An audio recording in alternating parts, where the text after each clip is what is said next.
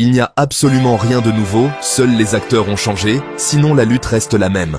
En 1987, il y avait un vieux civil en Côte d'Ivoire, un général aux affaires au Niger, un capitaine au Burkina Faso, le plus jeune du groupe, et un autre officier au Mali.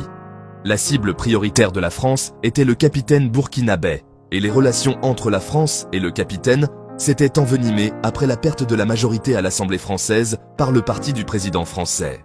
Les trois du Mali, Niger et Burkina travaillaient ensemble sur un projet de fédération des trois pays, le Liptako-Gourma. Aujourd'hui, en 2024, le parti du président français a perdu la majorité à l'Assemblée nationale. Nous avons un vieux civil à la tête de la Côte d'Ivoire, un général au Niger, un capitaine au Burkina Faso, le plus jeune du groupe, et un autre officier au Mali. Comme en 1987, c'est le vieux civil ivoirien que les néocolonialistes instrumentalisent pour chercher à assassiner le capitaine burkinabé, qui est la cible prioritaire de la France. Oui, c'est bien ça.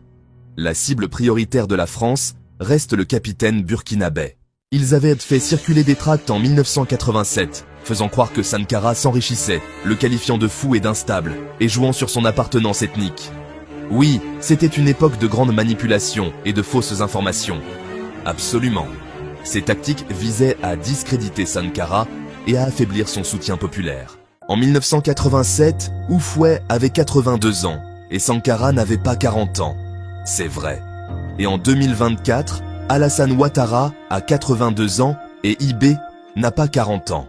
Sankara a succédé à Jean-Baptiste Ouédraogo, qui était resté au pouvoir pendant 8 mois, et Ibé a succédé à Damiba, qui était resté au pouvoir pendant 8 mois. Ces parallèles montrent comment l'histoire peut souvent se répéter, avec des dynamiques similaires se jouant à travers les décennies.